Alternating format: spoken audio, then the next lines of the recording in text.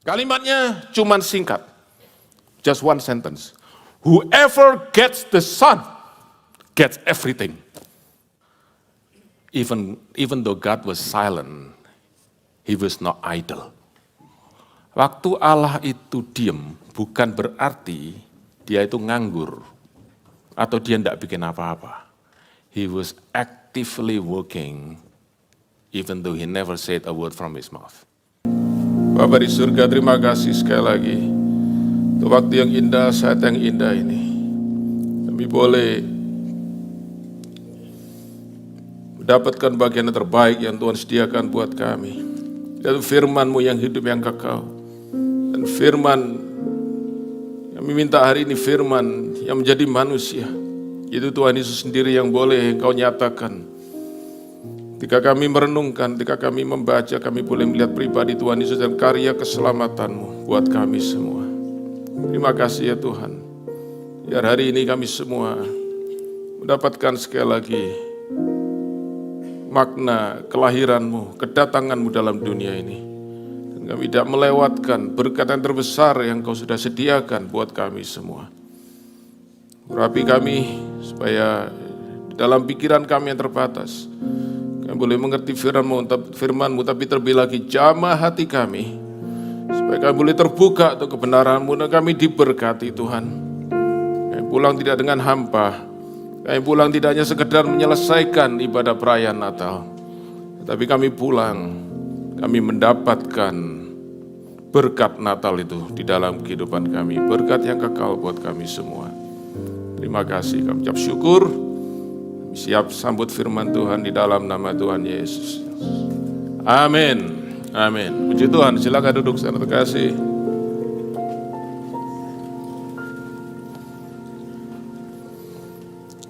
Nanti sebelum kita tinggalkan tempat ini bersama-sama, tentu kita akan mengucapkan selamat Natal sekali lagi satu dengan yang lain. Terus dan saya bersyukur kita boleh ada di dalam ibadah Natal hari ini. Saya ajak kita membuka di dalam surat Galatia pasal yang keempat. Kita akan baca ayat yang keempat dan yang kelima. Hari ini saya akan bagikan kepada saudara kebenaran firman Tuhan yang saya beri judul God's Timing for Christmas. Waktu, saat daripada Tuhan di dalam Natal, kelahiran Tuhan Yesus. Mari kita baca Galatia pasal yang keempat, ayat 4 dan 5. Saudara sudah tahu kita bahasa Indonesia saja, itu kita baca sama-sama ayat firman Tuhan ini. 1, 2, 3. Tetapi setelah genap waktunya, maka Allah mengutus anaknya yang lahir dari seorang perempuan dan takluk kepada atau tunduk kepada hukum Taurat. Ia diutus untuk menebus mereka yang takluk kepada hukum Taurat, supaya kita diterima menjadi anak.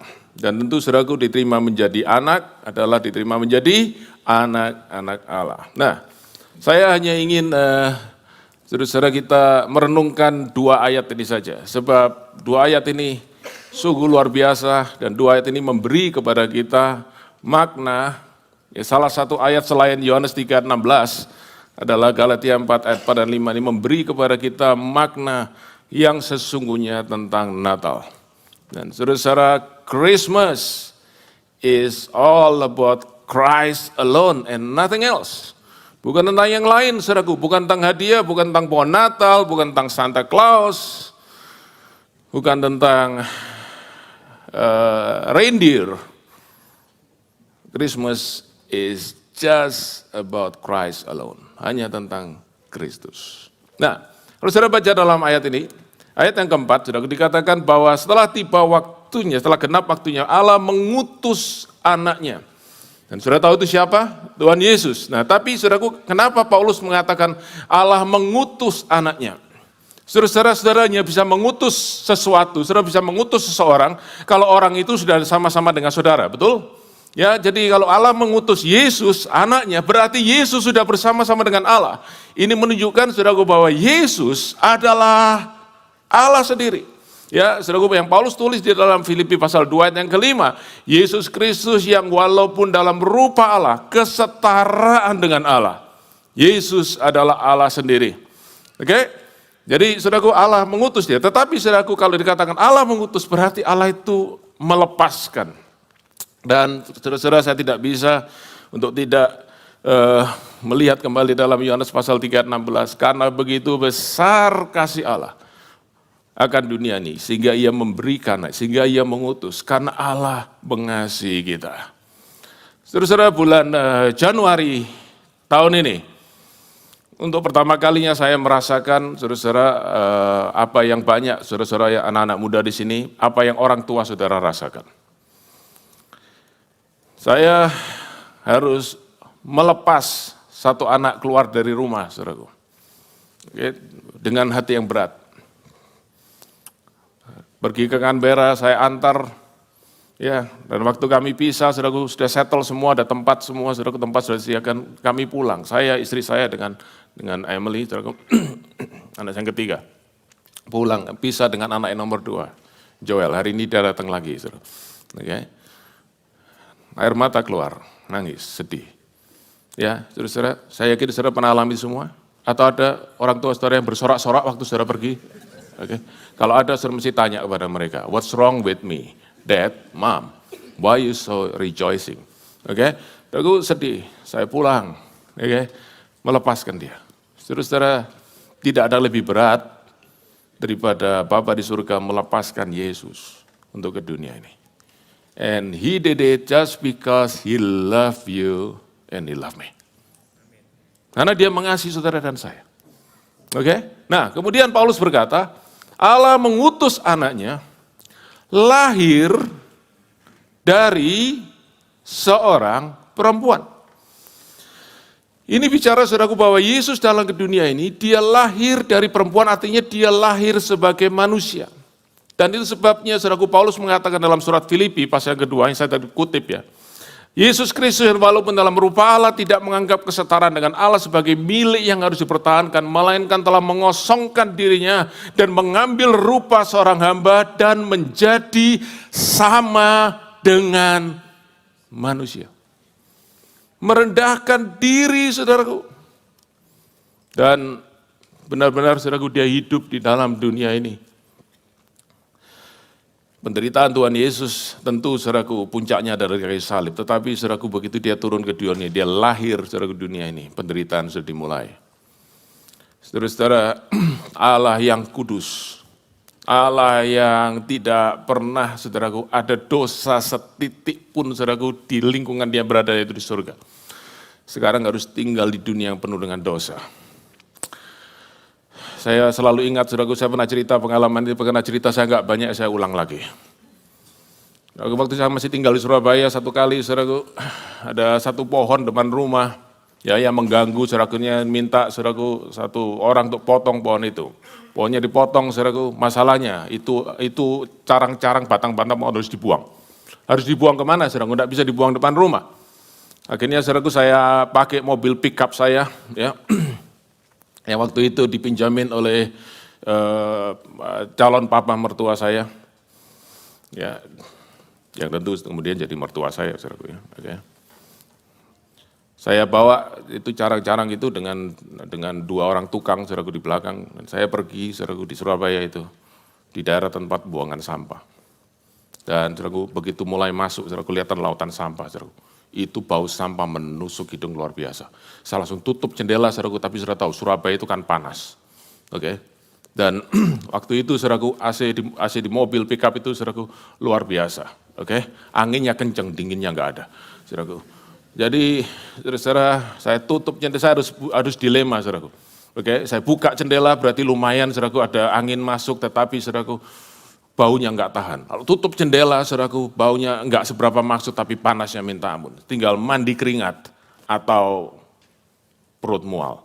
Saya pilih mandi keringat.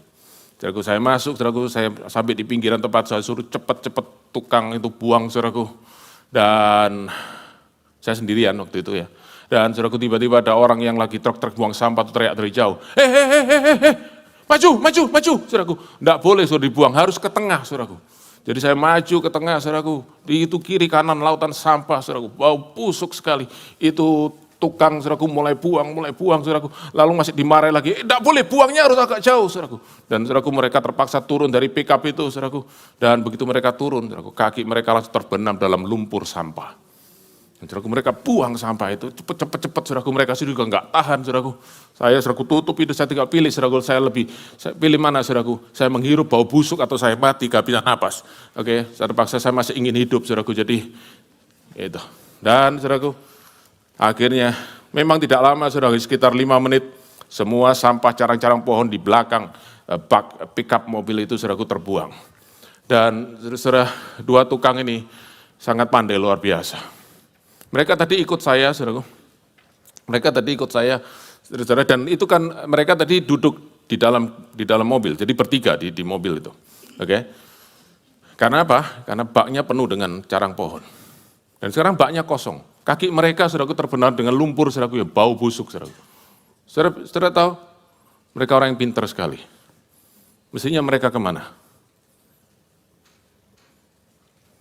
Mereka langsung buka pintu dan duduk di sebelah saya. Saudara-saudara, saya pulang. Saya lupa, saudaraku, berapa hari saya kehilangan nafsu makan.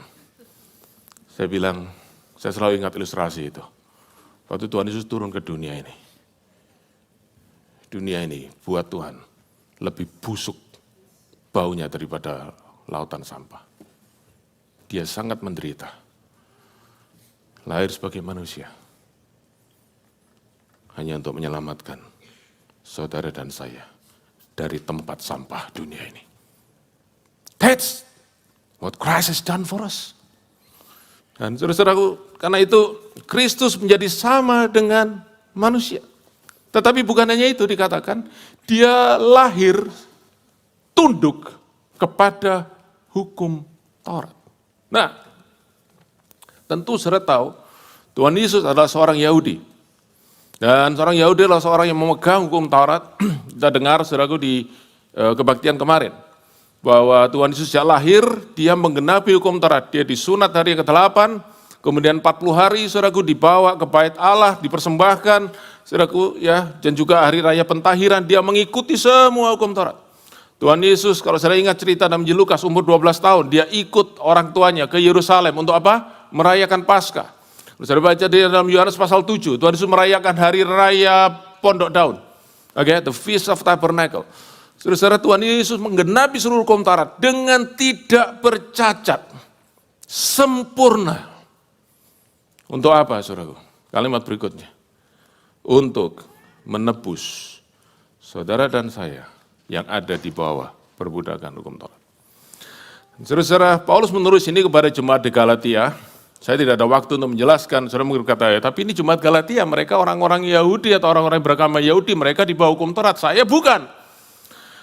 Singkat saja, saudara, kalau saudara baca dalam kitab Roma, pasal yang pertama dan kedua, di situ Paulus berkata, kamu orang Yahudi, kamu berdosa di hadapan Tuhan karena kamu melanggar hukum Taurat yang tertulis.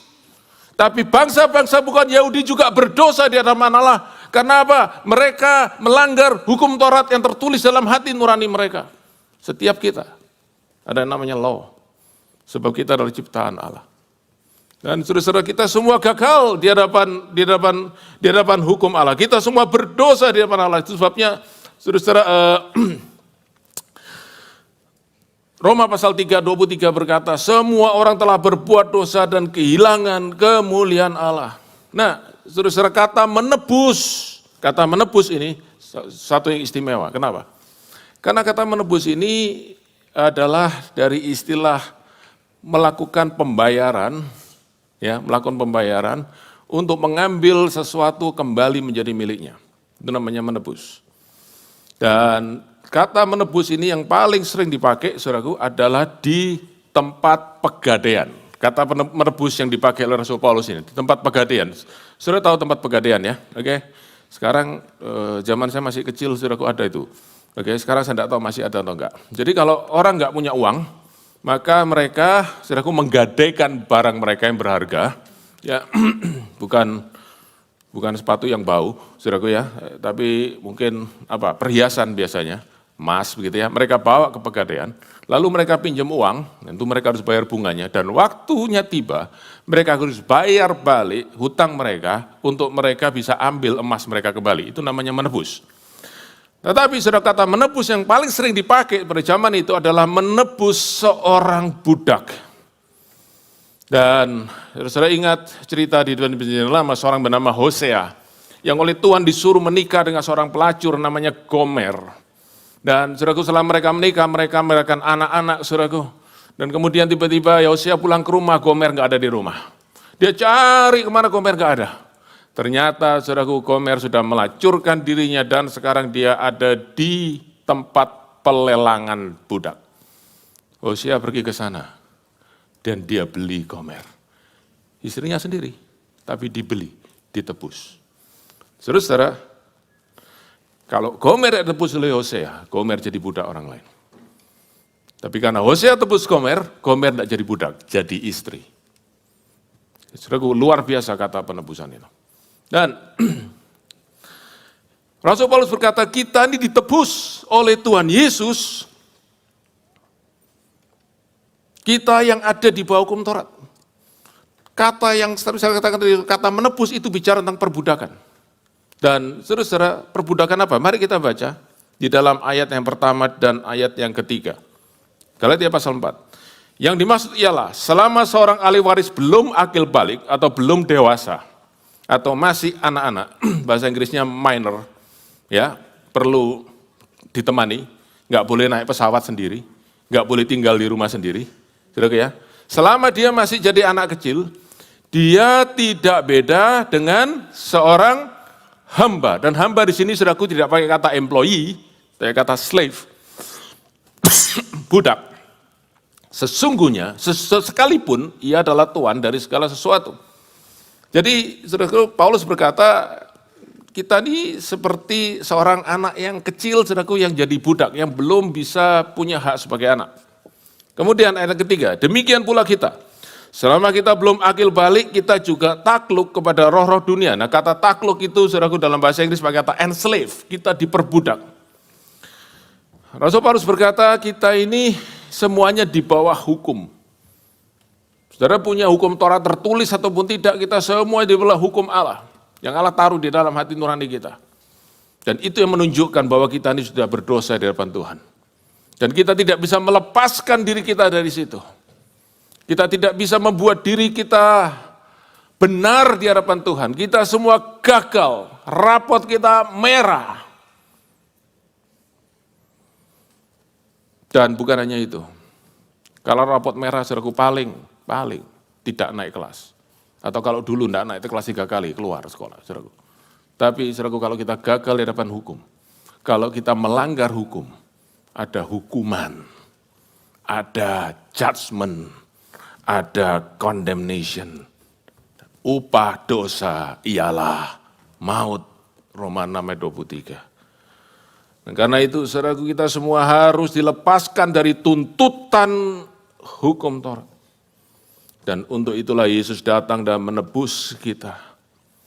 Dan di dalam Galatia pasal 3:13, saudaraku, yang kita juga baca kemarin, katakan Kristus telah menebus kita dari kutuk hukum Taurat dengan jalan menjadi kutuk karena kita. Dia menanggung kutuk dosa kita. Setiap orang, saudaraku, setiap orang yang disalibkan, saudaraku, tidak ada orang baik disalibkan. Tidak ada orang baik. Semua orang penjahat, saudaraku, disalibkan. Itu, saudaraku, hukum daripada pemerintah kekaisaran Romawi. Dan siapa mereka yang disalibkan? Biasanya, saudaraku, orang yang penjahat besar, dan satu lagi, kelompok orang yang berani melawan, memberontak kepada Kaisar Roma. Hukumannya disalibkan. Sebab itu kalau saudara ingat pengadilan daripada Tuhan Yesus, saudaraku, ya, pengadilan yang benar-benar isinya semua fitnah dan tipu. Tapi salah satu, saudaraku, adalah dia dituduh memberontak kepada Kaisar dengan mengangkat dirinya menjadi raja orang Yahudi. Dan dia disalibkan.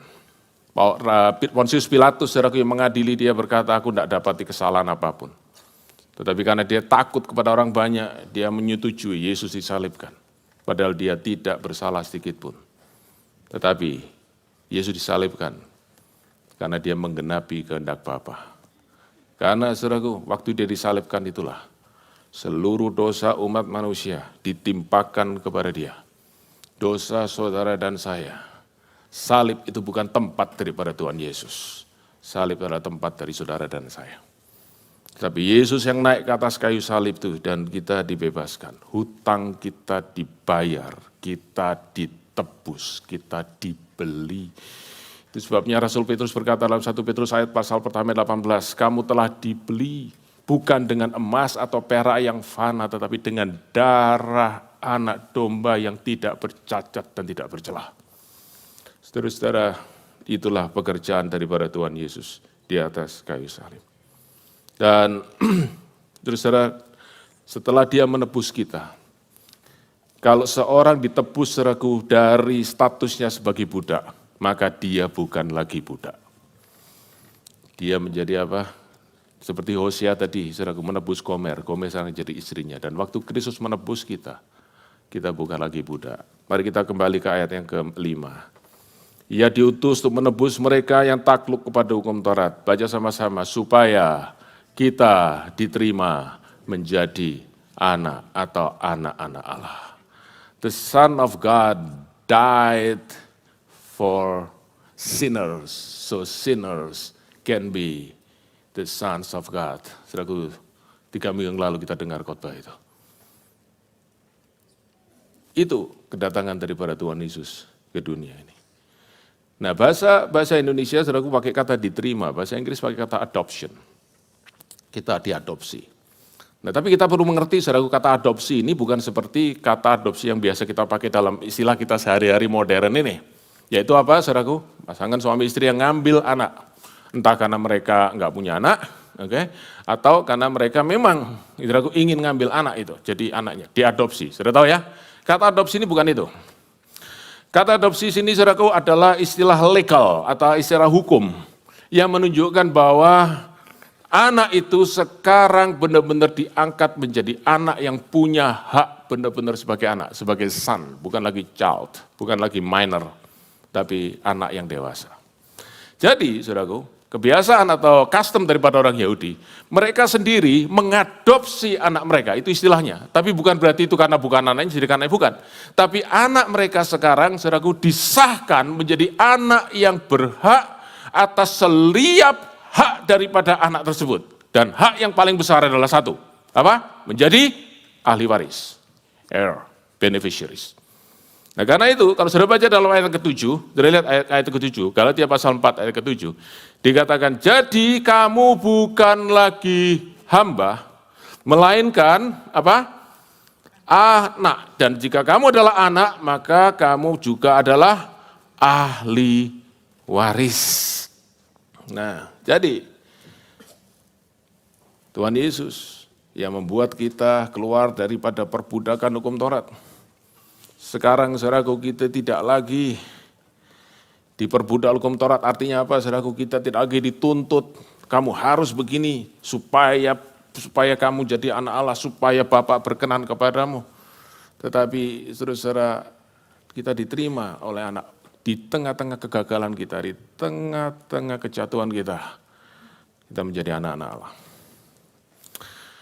Saudara-saudara, ini sungguh suatu yang luar biasa dan ini suatu yang tidak bisa kita mengerti dengan pikiran kita dan melihat saudara apa yang terjadi dalam masyarakat hari ini. Di dunia ini, aturannya satu. You earn the favor. Kamu harus mengusahakan supaya orang lain itu senang dengan kamu. Orang lain itu promosi. Saudaraku, saudara pernah di kantor tiap hari saudaraku kerjanya WA terus. Lalu bosmu bilang, oh besok kamu promosi ya. Saudaraku, ada? Mungkin ada, tapi promosi keluar kantor. Oke? Nggak ada, saudaraku. Yang kerja keras, yang lembur-lembur, yang prestasinya bagus. Istilahnya take the second mile. Nah, itu pun kadang-kadang nggak dapat promosi. Di dunia ini, saudaraku, semua harus diusahakan. In this world, you will find no grace. Hanya di dalam Tuhan Yesus. kita mendapatkan kasih karunia. Karena itu, saudara-saudara, di dalam Yohanes pasal 1 ayat yang ke-12, Yohanes pasal 1 ayat 12, dikatakan barang siapa yang percaya akan dia. Barang siapa yang percaya akan Yesus. Mari kita baca. Yohanes pasal 1 ayat 12.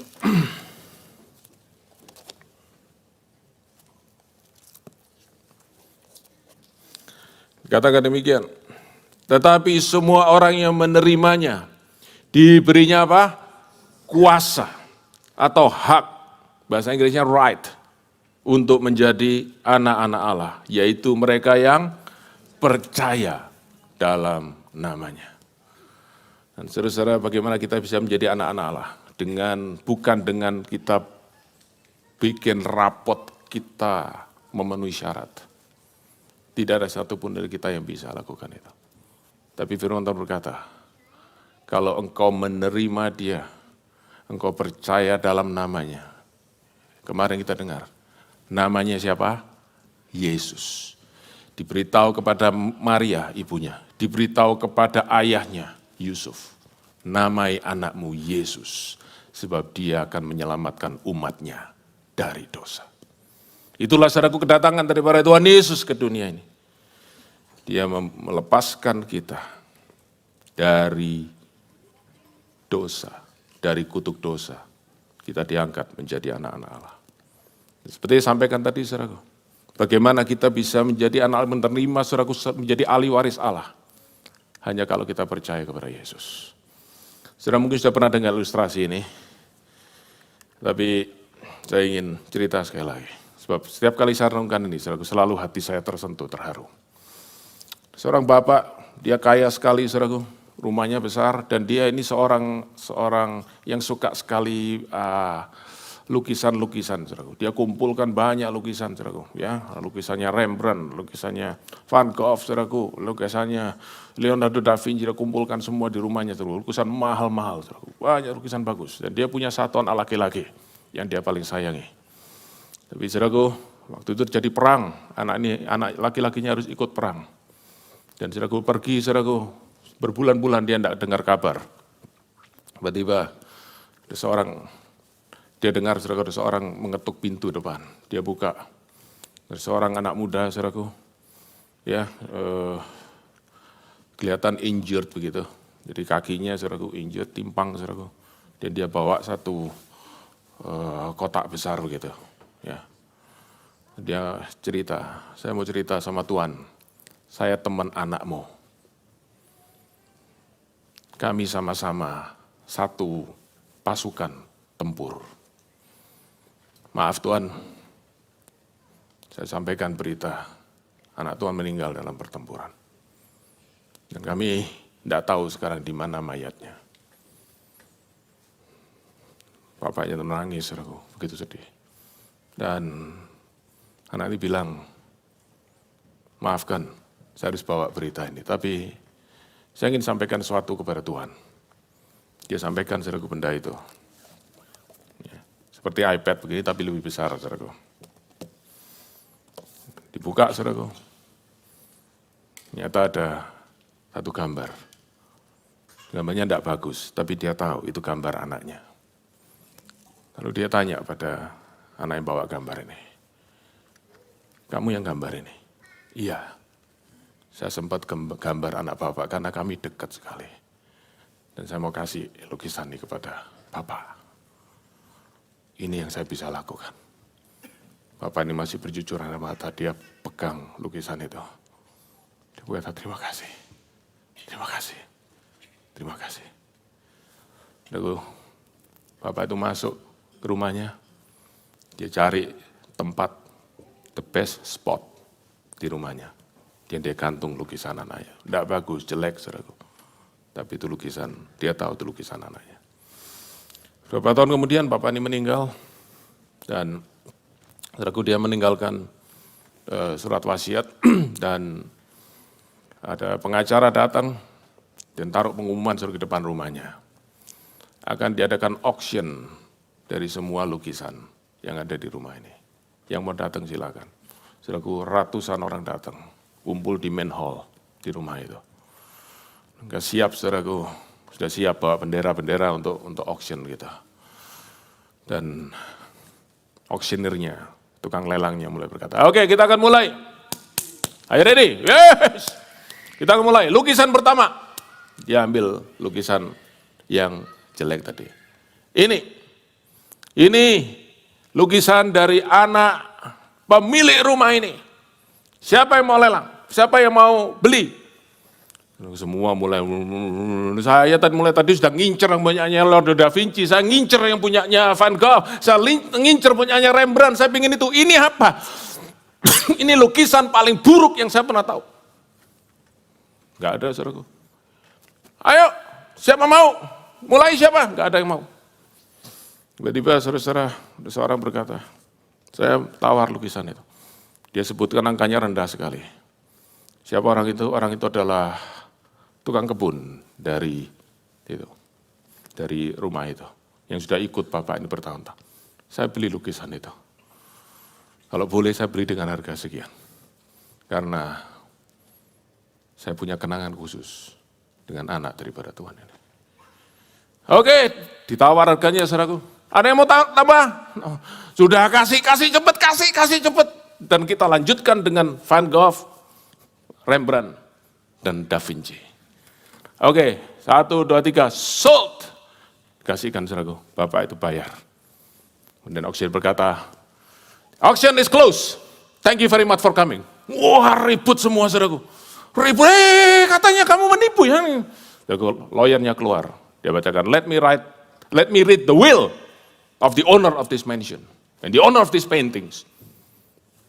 Kalimatnya cuma singkat. Just one sentence. Whoever gets the son, gets everything. Dan saudara-saudara semua orang berkata, oh, Bapak itu cuma punya lukisan yang jelek. Tapi dia miliki semua. Saudara masih kejar apa di dunia ini? Rembrandt, Van Gogh, Da Vinci, they're all beautiful. Tapi saya beritahu, hanya satu yang paling indah. Tuhan Yesus. Yang dikatakan mukanya tidak semarak. Dia hamba yang menderita. Tertikam karena pemberontakan kita. Tapi Bapa berkata, if you have him, you have everything. Have you had Jesus today? Have you had Jesus today?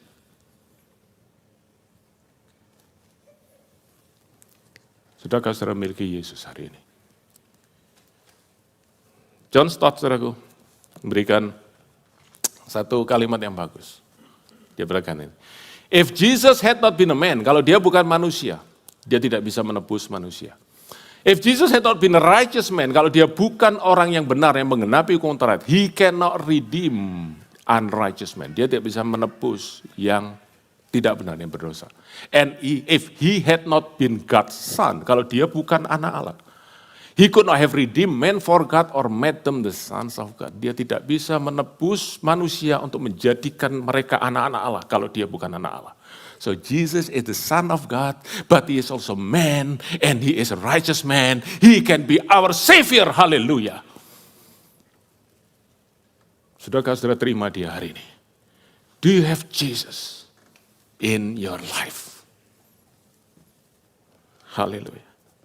Saudara-saudara, itulah makna daripada Natal ini.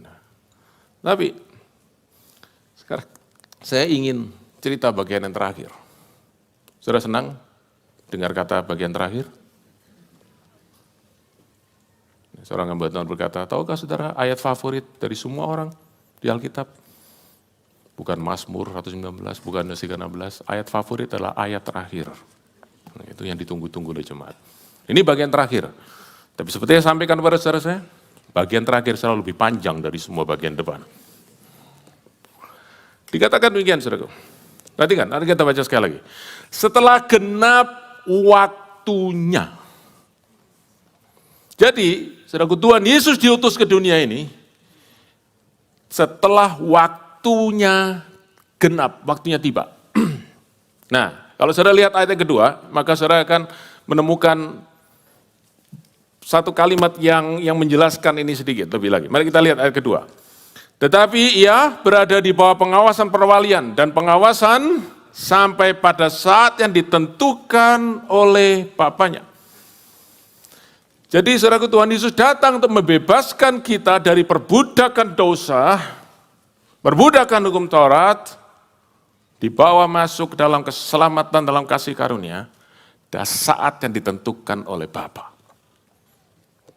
God's timing. Dan Allah menentukan, saudaraku, waktunya itu menurut kedaulatannya. Dia tidak bergantung, saudaraku, kepada siapapun, sebab dia yang mengatur waktu. Dari seorang hamba Tuhan berkata, history, saudara kita ya, history sejarah, is his story. His-nya adalah God's story. Sejarah ini, ada pepatah berkata begini, history is written by the winner. Dengar kata ya, yang menang itu akan menulis sejarah seperti apa yang dia mau. No, history is written by God. Allah yang menulis sejarah itu. Dan terus saudara, Yesus datang 2000 tahun yang lalu, itu pada saat yang Allah tentukan. Saya mau cerita kepada saudara-saudara. Kalimat ini penting sekali. Sebab Yesus diutus ketika Allah tahu ini saatnya dan ini waktu yang dikehendaki oleh Allah sendiri. Saudara-saudara, minggu yang lalu dan kemarin, kita diingatkan terus bahwa Tuhan Yesus waktu datang ke dalam dunia ini, itu setelah 400 tahun Allah tidak pernah bicara kepada umatnya. Ada 400 tahun vakum. Setelah Nabi yang terakhir Maleaki, saudaraku, menyuarakan suara daripada Allah. God was silent. Tapi saya beritahu kepada saudara, even though God was silent, He was not idle. Waktu Allah itu diam, bukan berarti dia itu nganggur, atau dia tidak bikin apa-apa. He was actively working, even though he never said a word from his mouth.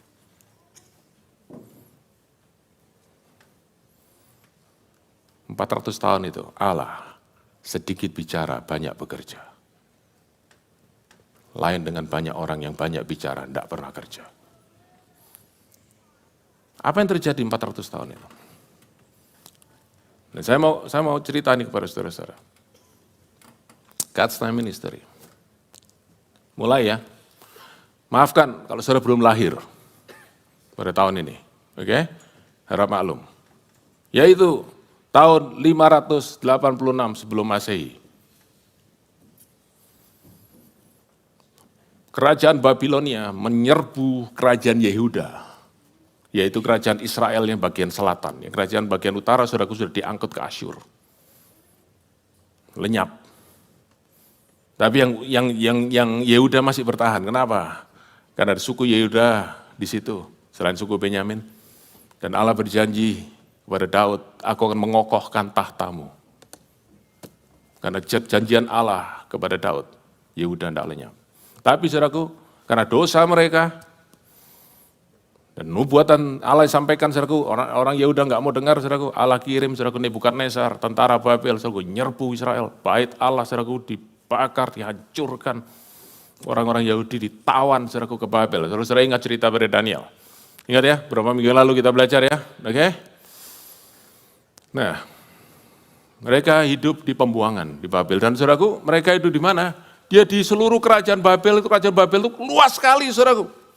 Ya, Babel sekarang saudaraku ada di Irak, saudaraku, tapi saudaraku kerajaannya itu luas sekali, meliputi daerah Mediterranean sampai saudaraku dekat dengan perbatasan India. Ya, sampai saudaraku sedikit ke Eropa begitu. Ya, sedikit juga ke Afrika. Oke, sedikit saudaraku perbatasan saudaraku, karena ada satu negara lain saudaraku yang tidak sebesar Babel tapi yang cukup kuat, yaitu negara Mesir. Dan itu saudaraku orang Yahudi ditawan di situ. Tapi satu kali Raja Nebukadnezar mimpi, kan saudara ingat ya. Dia mimpi, saudaraku, dia bangun, dia tanya kepada semua orang-orang yang pinternya itu. Coba kamu tafsirkan mimpiku. Dan mereka semua berkata, Mari kasih tahu Baginda mimpinya apa. Baginda, kalau aku kasih tahu mimpimu, kamu pasti pakai ilmu lu kira-kira. Oke, jadi kalau kamu yang benar tahu, kasih tahu mimpinya, artinya apapun tak terima, karena kamu tahu mimpinya. Tapi kalau enggak, saudaraku, semua orang ketakutan, mana bisa, ini permintaan gila ini. Tapi saudaraku, Daniel berdoa dan Daniel kasih tahu raja, Baginda, Nebukadnezar, kamu ngimpi ada patung, kepalanya dari emas, dadanya dan lengannya dari perak, lalu perutnya itu dari perunggu, lalu pahanya dari besi, kakinya dari besi dan pahanya dari besi dan kakinya dari besi campur tanah liat. Nebukadnezar kaget luar biasa, gemeter dia, bisa tahu. Artinya apa? Itu bicara tentang kerajaan demi kerajaan. Ini kerajaanmu ini seperti kepala emas, tapi tidak akan tahan lama. Sebentar lagi harus digantikan yang dari perak ini. Dan benar saudaraku, sudah baca Daniel pasal 5 ya. Saudaraku, tahun 538. Raja Cyrus, Koresh, mengalahkan saudaraku kerajaan Babylon dan kerajaan Media Persia menguasai saudaraku hampir saudaraku sebagian besar dari dunia pada saat itu. Dan Raja Kores, saudara, dialah yang mengizinkan orang Yahudi pulang kembali ke Yerusalem. Kenapa kok Raja Kores tiba-tiba mengizinkan orang Yahudi pulang ke Yerusalem? Mari kita baca sedikit saja. Mari kita baca kitab Esra, pasal yang pertama. Apakah ayat ini baru pertama kali dibacakan, saudaraku, selama 26 tahun di gereja ini? Mari kita baca. Oke. Pada tahun pertama zaman Kores, Raja negeri Persia, Tuhan menggerakkan hati Kores Raja Persia itu untuk menggenapkan firman diucapkan oleh Yeremia, sehingga disiarkan seluruh kerajaan Kores secara lisan dan tulisan pengumuman ini. Ayat 2, beginilah perintah Kores Raja Persia, segala kerajaan di bumi telah dikaruniakan kepadaku oleh Tuhan Allah semesta langit, Ia menugaskan aku untuk mendirikan rumah baginya di mana? Yerusalem. Sudah perhatikan, ini Raja Kores bukan raja yang percaya sama Tuhan. Tapi kalau Tuhan sudah pegang hati raja, dia tidak bisa berkutik. Amsal berkata, hati raja seperti batang air di tangan Tuhan, dia mengarahkan kemana dia mau. Even unbelieving king submit to the King of Kings. Ayat 3, siapa di antara kamu termasuk umatnya? Allah menyertainya. Biarlah ia berangkat pulang ke Yerusalem yang terletak di Yehuda. Disuruh pulang, untuk bangun kembali bait Allah. Dan mereka pulang. Orang Yahudi pulang. Tapi ternyata masih banyak orang Yahudi yang tidak pulang. Mereka tinggal, saudaraku, di berbagai banyak daerah di kerajaan Media Persia itu menyebar, karena itu, saudaraku, disebut diaspora. Ya, orang Yahudi banyak nyebar. Yang pulang Yerusalem. Nah, orang-orang Yahudi ini, saudara tahu kisah Esther ya, dia kan tinggal saudaraku di kota Susan, saudaraku ya, di ibu kota daripada kerajaan Media Persia. Nah, saudara, dengar, saya lagi cerita ini, sudah nggak khotbah lagi cerita. Nah, kemudian apa yang terjadi? Orang-orang Yahudi yang tersebar ini, mereka itu sangat saudaraku menjaga iman mereka kepada Tuhan. Mereka nggak mau kawin campur, dan mereka terus beribadah kepada Tuhan. Mereka menyembah Tuhan, dan di tempat mereka beribadah itu akhirnya apa? Mereka mendirikan rumah ibadah yang namanya sinagog.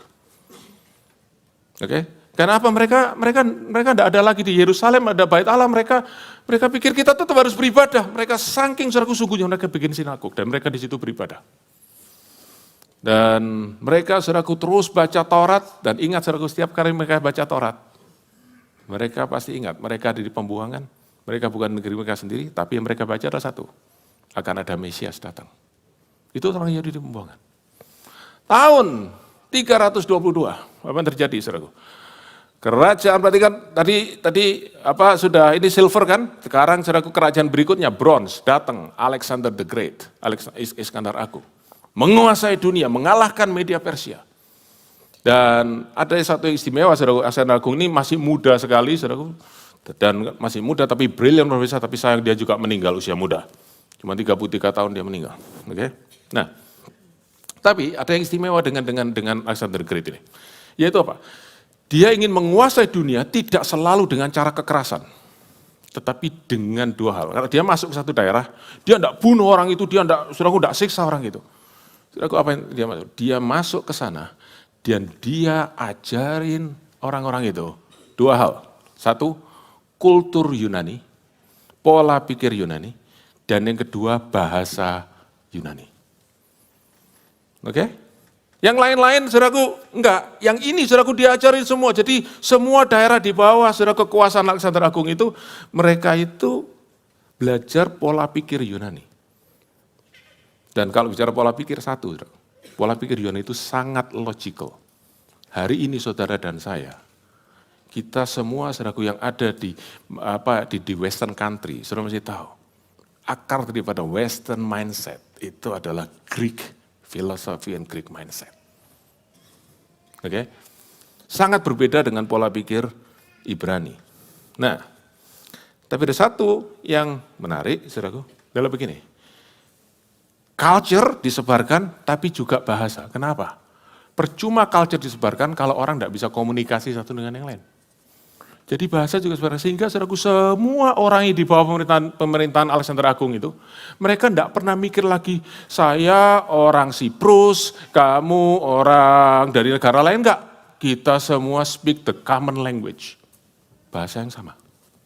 Dan bahasanya adalah bahasa Yunani, yang disebut Koine Greek. Kata koin itu dari koinonia yang artinya fellowship. Itu jadi international language seperti bahasa Inggris hari ini. Oke? Katanya habis ini bahasa Mandarin yang akan take over. Kita tunggu saja, saudaraku. Oke? Tapi itu seperti bahasa Inggris. Kemana-mana, saudaraku. Kalau bisa bahasa Inggris, lumayan. Mas, selamatlah kau. Oke? Asal jangan terlalu pelosok begitu. Oke? Ya. Saudaraku, seperti bahasa Inggris. Jadi saudaraku menyebar kemana-mana. Dan saudaraku ini yang luar biasa ya. Ini luar biasa. Saya mau cerita. Berapa banyak saudara tahu nama Rasul Paulus? Rasul Paulus, oke. Saya kasih tahu Rasul saudaraku ya. Kenapa? Kalau Paulus banyak saudaraku. Tapi ini cuma satu Rasul Paulus, oke. Rasul Paulus. Sudah tahu Rasul Paulus itu lahir di mana? Siapa yang tahu? Tarsus kotanya. Tarsus di mana? Bukan Yerusalem. Jauh. Tarsus di Turki. Jauh sekali dari Yerusalem. Tapi dia seorang Yahudi yang asli, yang menjaga keyahudiannya. Tetapi tetap saudaraku, karena dia lahir di area situ, maka dia juga belajar besar di pola pikir mindset, logik daripada Yunani, dan dia juga belajar bahasa Yunani. Kemudian memang dia pergi ke Yerusalem lalu belajar hukum Taurat di bawah guru yang namanya Gamaliel. Tapi saudara tahu, dia adalah seorang yang menguasai kultur Yunani, juga saudaraku adat custom hukum Taurat Yahudi. Itu sebabnya dia bisa menginjil ke orang Yahudi, juga ke semua orang lain yang bukan Yahudi. Bukan hanya orang Yunani, semua orang lain. Sebab semua orang lain yang bukan Yahudi sekalipun, mereka juga bisa bahasa Yunani. Nah, saudara-saudara, ini ya, bahasa Yunani penting. Saudara tahu Tuhan Yesus dengan murid-muridnya itu pakai bahasa apa? Namanya bahasa Aramaik. Itu bahasa sehari-hari saudara dipakai di daerah Palestina tempat Tuhan Yesus hidup. Tetapi Alkitab kita terjemahan baru tidak ditulis pakai bahasa Aramaik. Sekalipun Tuhan Yesus saudara ngomong pakai bahasa Aramaik. Ditulis pakai bahasa apa aslinya? Siapa yang tahu? Yunani. Greek. Kenapa? Kenapa? Yang nulis semua saudaraku orang-orang Yahudi, saudaraku, yang ini adalah orang-orang Yahudi. Tapi kenapa kok mereka tidak nulis pakai bahasa kita, Ibrani, tulis pakai bahasa Yunani? Kenapa? Allah tahu saudaraku, kalau Alkitab ditulis pakai bahasa Ibrani, tidak banyak orang bisa baca. Orang Yahudi sendiri pun kesulitan saudaraku baca mereka, bahasa itu. Tapi bahasa Yunani, Alkitab bisa dibaca oleh segala bangsa. Dengan demikian Injil bisa disebarkan kepada segala bangsa. Itu saudaraku gara-gara tahun 330. Alexander Great mengalkulturasi dunia ini dengan bahasa Yunani. Dan itu sebabnya saudaraku, Roh Kudus tahu. Dan Roh Kudus yang menggerakkan para penulis Perjanjian Baru untuk nulis dalam bahasa Yunani. Supaya Injil bisa disebarkan seluas mungkin. Dan bukan hanya itu. Saudara yang sudah pernah baca Alkitab cover to cover, saya mau tanya secara umum ya, lebih gampang mana baca Perjanjian Baru atau Perjanjian Lama? Yang Perjanjian Baru angkat tangan kanan. Yang Perjanjian Lama lebih gampang angkat tangan kiri. Yang sama gampangnya angkat dua-dua. Yang sama sukarnya jangan angkat kaki. Tunggu, kebaktian belum selesai. Oke. Banyak kanan ya. Kenapa? Hadi tahu kenapa? Kenapa? Karena kamu semua. Kamu ya, saya tidak sering kata kalian. Enggak. Kamu semua dididik logika Yunani. Dan bukan hanya language-nya, tapi logiknya, terutama hal yang doktrinal, saudaraku. Itu pakai bahasa Yunani dan pola struktur lebih gampang dimengerti. Karena ingat, Alkitab itu diilhami Roh Kudus, bukan didikte. Jadi pakai bahasa, kultur, pola pikir penulisnya. Dan saudara ingat, iman. Bagaimana orang bisa diselamatkan? Mereka beriman kepada Kristus. Amin. Bagaimana mereka beriman kepada Kristus? Iman timbul dari pendengaran. Mereka harus dengar tentang Kristus. Dengar pakai apa kalau nggak ada bahasa yang mereka mengerti? Karena itu saudara-saudara, berapa banyak saudara ingin ucapan saudara memberkati orang lain. Doa saudara memberkati orang lain. Siapa yang ingin? Angkat tangan. Oke, pakailah bahasa yang bisa dimengerti orang lain. Jangan bahasa yang tidak dimengerti orang lain. Saudara ingin jadi berkat. Itu saudaraku bahasa Yunani seperti itu. Dan yang hebatnya saudaraku, tahun 3 sebelum Masehi, Alkitab Perjanjian Lama itu tulis asli pakai bahasa Ibrani. Diterjemahkan ke dalam bahasa Yunani. Lalu namanya Septuagint. Kalau saudara ingin tanya lebih lanjut, nanti saya kenalkan sama teman saya. Yang ada, saudaraku, hadir di sini. Ya, dosen sekolah Alkitab. Soal teologi. Saudara bisa tahu lebih lanjut. Mesti hati-hati mau ngomong ini. Nah, apa akibatnya? Akibatnya, saudaraku, sekarang Alkitab, hukum Taurat, itu bisa, saudaraku, dibaca oleh orang-orang bukan Yahudi. Mereka sekarang bisa ngerti. Nah, saya kasih tahu ke saudara ya, dengan baik-baik. Saudara ingat di Kisah Rasul pasal 8, itu ada cerita Filipus ketemu sama sida-sida Ethiopia. Oke? Dan ketemu saudara di Ethiopia, sida-sida Ethiopia lagi baca Alkitab. Yesaya.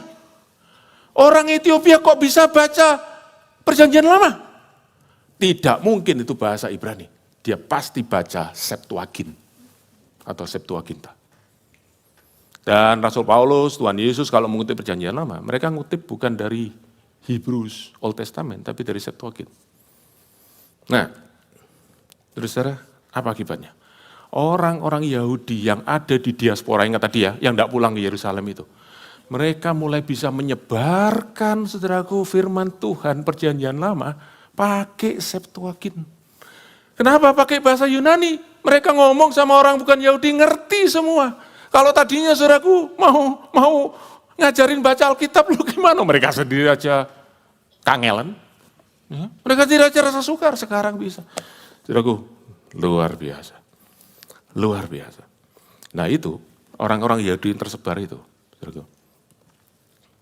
Pada satu hari, mereka itu kumpul di Yerusalem untuk merayakan Hari Raya Pentakosta. Mereka selalu kumpul setiap tahun, tapi hari itu mereka kumpul dan sesuatu terjadi.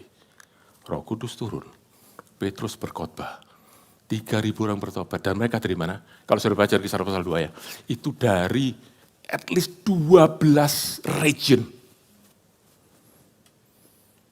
Mereka percaya, mereka terima Yesus, mereka dibaptis. Setelah itu mereka mana? Tinggal di Yerusalem? Yora, pulanglah ke rumahnya. Apa yang saudara pikir apa yang mereka lakukan? Mereka pulang ke rumahnya. Mereka pasti beritakan Injil. Sebar. Pakai bahasa apa nyebarkan Injil? Bahasa Yunani. Nah, saudara-saudara, yang terakhir, tahun 63 sebelum Masehi, itu Kaisaran Roma mengalahkan kekaisaran Yunani yang sudah ambruk jadi 4, saudaraku. Mereka menguasai Yerusalem, dan Kaisaran Romawi itu luas sekali. Dan waktu Roma menguasai, saudaraku, keadaan di situ tuh aman. Istilahnya Pax Romana, peace because of Rome. Bukan hanya itu. Romawi itu, saudaraku, sangat bagus di dalam teknologi. Mereka bangun infrastruktur, jadi kota dengan kota itu terhubung, saudara-saudara. Sehingga orang mudah sekali pergi kemana-mana. Di seluruh kekaisaran Romawi itu, saudaraku, yang meliputi kalau hari ini, saudaraku, mungkin lebih dari 20 negara. Saudara tahu, enak banget. Seperti kalau saudara masuk ke Western Europe pakai Schengen visa. Satu negara ke negara lain, tidak usah periksa paspor. Bluk, bluk, bluk, bluk, bluk, bluk. Itu, saudaraku, zaman itu. Itu sebabnya Rasul Paulus, saudaraku, bisa dari Yerusalem, dia pergi ke Efesus, sampai dia ke Korintus, tidak usah bawa paspor. Kenapa? Saudaraku, semuanya Pax Romana. Injil tersebar gitu rupa. Itu. Saudara dengar ini. Saudara sekarang ngerti kenapa? Kok Allah bekerja terus sampai waktunya tiba. Bahasa Yunani, Romawi masuk, Yesus lahir, Injil diberitakan, waktunya sudah tiba. God knows His timing.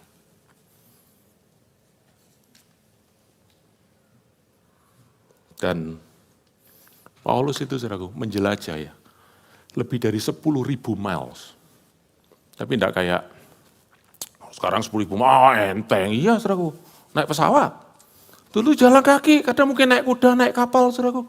Berbulan-bulan tuh perjalanan. Tapi dia keliling negara macam-macam. Bikin 14 gereja. Beritakan Injil kepada banyak orang. Pakai bahasa Yunani. Dengan jalan infrastruktur yang dibuat oleh Kekaisaran Romawi. Tuhan diam, tapi tidak tinggal diam. Dia bekerja. Dan waktunya tiba, dia utus Yesus. 33,5 tahun, dia menyelesaikan tugasnya. Mati di atas kayu salib, naik ke surga. Dia pesan kepada rasul-rasul, jadilah saksiku, Yerusalem, Yudea, Samaria, sampai ke ujung bumi. Dia tahu jalan sudah terbuka, fasilitas tersedia. Our God is great. Haleluya. Dan itu, saudaraku, mimpi yang dilihat oleh Nebukadnezar. Karena, saudaraku, di akhir daripada mimpi itu Daniel berkata, nanti setelah patung itu berdiri ada satu batu yang menggelinding dari sebuah bukit. Batunya kecil, tapi tambah lama tambah besar dan jatuh di kaki daripada patung itu remuk.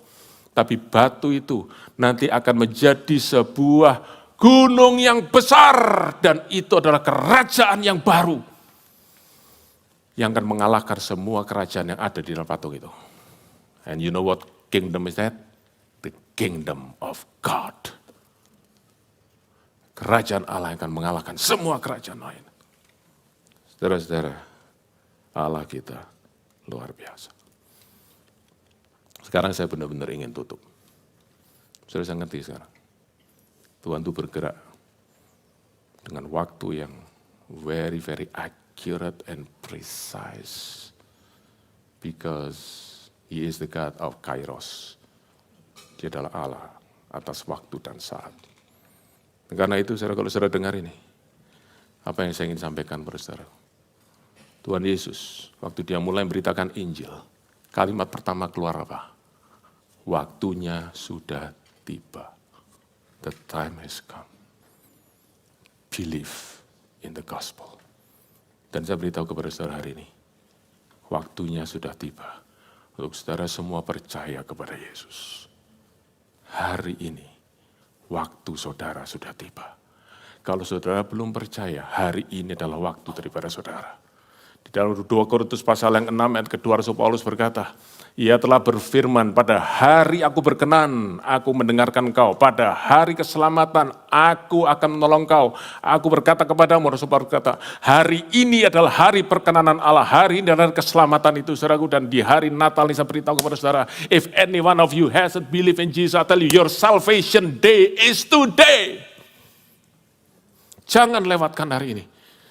Semoga saya terima keselamatan daripada Tuhan. Haleluya. Poin yang terakhir. Kalau saudara baca kisah ini. Saudara, dengar.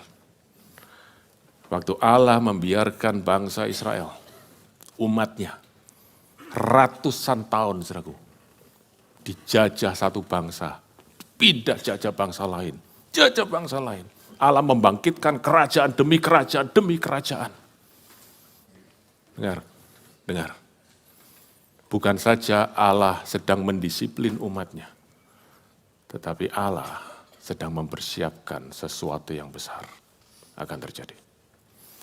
Kalau bangsa Israel tidak dibuang ke Babel, tidak dibuang ke Media Persia, itu mereka terus ngumpul di Yerusalem. Injil tidak akan pernah sampai ke bangsa-bangsa. Tahu saudara, orang Kristen pertama adalah orang-orang Yahudi yang percaya kepada Yesus lewat pemberitaan Injil. Dan mereka disebar lewat cara yang gak enak, lewat penderitaan, lewat sepertinya penjajahan. Tetapi di dalamnya ada maksud Allah yang luar biasa. Dan mereka tidak mengerti pada saat itu. Tapi kemudian mereka tahu, waktu mereka terus menangis kapan Mesias itu datang. Akhirnya Allah menjelikkan mata mereka untuk melihat Mesias itu adalah Yesus. Yang bukan membebaskan mereka dari penjajahan secara politik, secara ekonomi, secara status. Tapi penjajahan yang paling tragis, yaitu penjajahan dosa yang mendatangkan hukuman kekal. Mesias itu sudah datang. Karena itu kalau hari ini, saudara kelihatannya hidup saudara kok masih belum melihat titik terang. Dengar, saudara mungkin kata, oh Tuhan lagi mendisiplin saya. Maybe, but not just disciplining him. Dia sedang persiapkan sesuatu yang baik. Yang kita hari ini nggak tahu. Tapi when the time has fully come, God will show you the light. Waktu-waktunya tiba, Allah akan menunjukkan.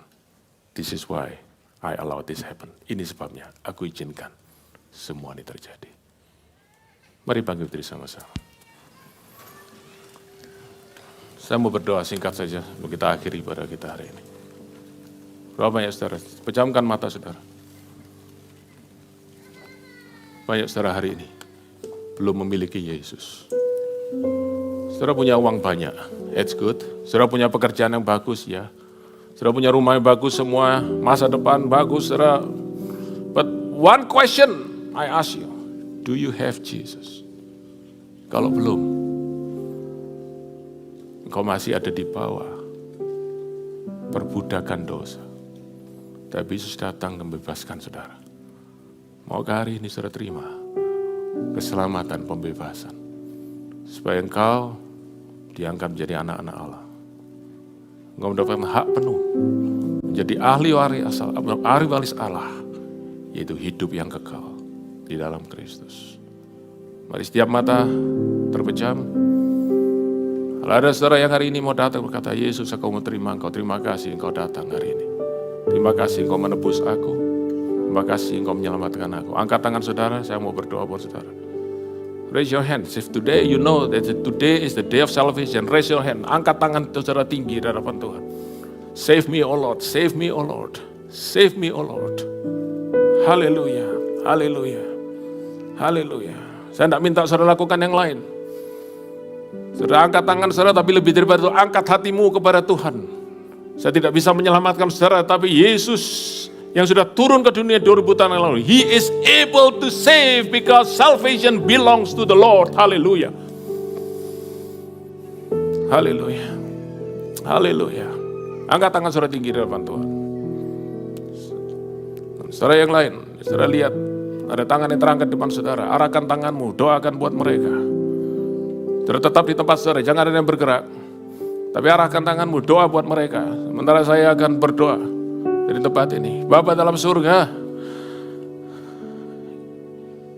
inilah hari perkenananmu. Inilah hari keselamatan daripada Engkau. Dan hari ini Tuhan, kami berdoa. Untuk saudara-saudara kami angkat tangan mereka. Mereka yang membuka hati untuk Engkau.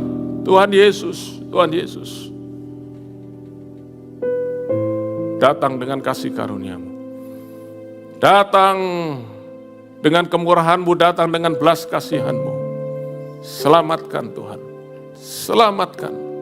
Selamatkan kami. Selamatkan saudara-saudara kami. Biar kami boleh memiliki Engkau.